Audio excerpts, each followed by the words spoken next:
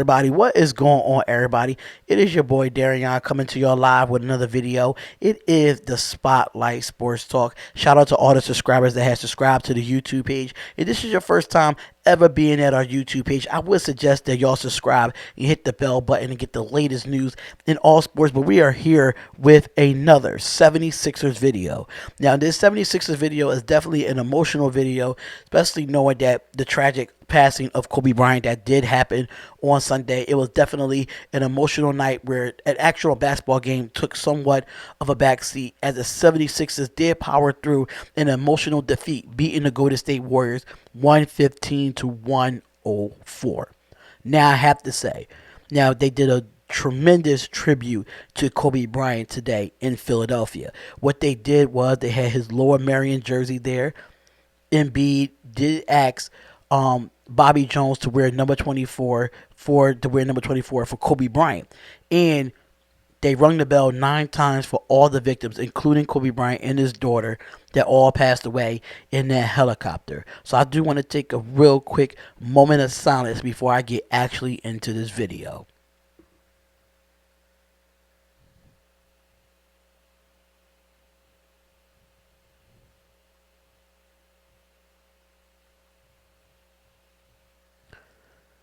Thank you. Now, let's get actually into this video. It was an emotional night. Like, it really was an emotional night for our 76ers. Yes, we did defeat the Warriors 115 to 104. Now, it was the first time the Sixers took the court since the tragic passing of Kobe Bryant, and the team and the players offered a ton of tributes and messages on their sneakers, several pre-game tributes, and Joel Embiid, actually, like we said earlier, getting, asking Bobby Jones, the legend, the Philadelphia Sixers legend, to wear number 24 just to be a part of Kobe Bryant's life. Now, understandably, the start of the game, lack of energy was definitely heavy, and the pregame activities, and the Warriors took on a 1-point lead after the first quarter. But we can say the Sixers responded and carried a 5-point advantage going into the halftime, going into the break. Now, Golden State did trim that 5-point lead in the Sixers in the third quarter, but Philadelphia maintained control in the fourth and on their way to a 11-point victory. Now, Joel Embiid definitely returned with a 9-game absence. It definitely lead the Sixers with an appropriately 24 points, which is crazy how he wore number 24 tonight, and he scored 24 points to lead the 76ers to this win. He added 10 rebounds while shooting 9 for 13 from the floor while wearing Kobe Bryant's number 24. The big man got plenty of help in a balanced effort from the Sixers. Now, Ben Simmons added 17 points, 5 assists, and 4 rebounds. Simmons was 9 for 10 for the free throw line. Then you had an Al Horford. Al Horford nearly produced a triple-double tonight, which he had finished with 12 points, 11 rebounds, and 4 assists. Now, Shake Milton chipped in with 11 points and getting his second straight start in the absence of Josh Richardson. Now, Raul Neto or Neto, whatever how you pronounce his name, he had a huge scoring off the bench today, and the Sixers pouring in a season high of 19 points, where Kormans added 8, and Matisse Thybulle had 5, and Zaire Smith with 3, moving Zaire Smith back up from the G League.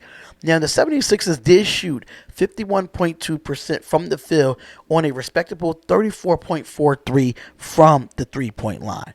It was a tough night. It definitely was a tough night for the Sixers, and deserved the credit is being able to manage the emotion and get the victory as they battled a playoff position in the East. The organization, too, deserves credit for finding a classy way to honor Kobe Bryant and his contributions to the game and his connections to Philadelphia. The Sixers return to action Thursday night against the Atlanta Hawks. Now, I do have to say this, though. The Sixers played a weak basketball team, but they're not a weak basketball team because they're just weak. They have a lot of players that's actually injured in this game. Like, you don't have a Klay Thompson. Kevin Durant went off into free agency somewhere with the Brooklyn Nets, as you could say. And Klay Thompson. Klay Thompson hurt his knee last year, and he has not been the same since. But they do got some people over there like Alex Burke. They do have a Damian Lee. They still have Draymond Green. They still have D'Angelo Russell. So even though their records say different, this team is still a good basketball team. It's just that their star players are out, so they have to actually still play basketball without the Stephen Currys, the Klay Thompsons, and the Kevin Durant's of the world. That's just what it is. But at the end of the day, the Sixers did what they were supposed to do and take care of home, knowing that I think we're 24-2 at home, only losing 2 games at home. Two. Making a push for the Eastern Conference Championship, trying to make that push, trying to be up there with Miami, trying to be up there with actually Boston Celtics and the Milwaukee Bucks. They are the teams in the East that we really have to focus on, and the Toronto Raptors as well. But what I gotta say about this one, this is a very emotional win, knowing that a lot of people say, "Oh, Kobe Bryant is not from Philadelphia. He's from Lower Merion High School. He's from this. He's from that." So what? It does not matter. At the end of the day, the Sixers did what they were supposed to do, and Joel did the fadeaway shot, the little double hook, the fadeaway shot, and said, "Kobe," said it nice and loud too. So it was a very emotional win for us, and the Sixers did what they supposed to do. But this is one thing that Brett Brown has to learn.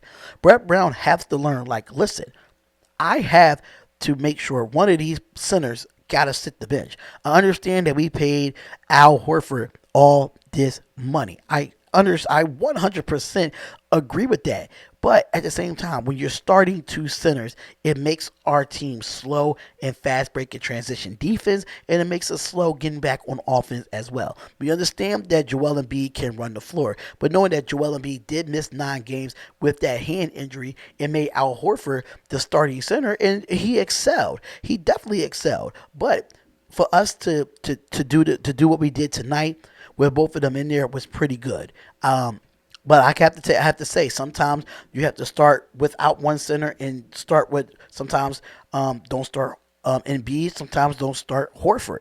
But that's just my personal opinion. Sometimes you do need a little bit more speed than power when you're out on the floor. But I have to give the Warriors credit here. The Warriors came and fought, and they did what they were supposed to do to try to win this game and try to be a spoiler. Not try to be a spoiler, but try to be a spoiler, trying to give the 76ers their 3rd loss of the year. So big ups to the Golden State Warriors. Big up to them, because at the end of the day, like, we played really well. Like, the Sixers played really well tonight, and the Warriors did too. So we're not going to sit here and take away from what the Warriors could have did. Now let's go strictly into the box score of this game, where you had a Michael Chris. He had 15 points for the Golden State Warriors. Then you had Glenn Robinson the third with 20 points, 7-11 from the field, and 3 for 3 from the free throw line. Glenn Robinson the third with 33 minutes and 20 points. And then you had a D'Angelo Russell that always do what he does in the 37 minutes that he played, which was 28 points. And then he had 7 assists and 2 steals and 5 rebounds, which is not bad at all. And then you had Alex Burks with shooting. He was 4 for 5 for the free throw line. He was 2 for 3 at the 3-point line. He was 3 from 8 from the field, and he came off the bench with 12 points. Then you go into the 76ers, where the 76ers, all 5 starters, was in double figures tonight. Oh, and Al Horford almost had a triple-double, like I said before. He did have a triple-double, actually. So he did have 12 points, 11 rebounds. Oh, he was 2 assists shy. He was 2 assists shy from be having a triple-double, but he did have a double-double tonight. Tobias Harris, 37 minutes. He had 14 points. Then you had Joel Embiid. Joel Embiid had a double-double tonight with 24 points and 10 boards, and then he only had 1 assist. But then Ben Simmons only had 17, but he had 4 rebounds and 5 assists.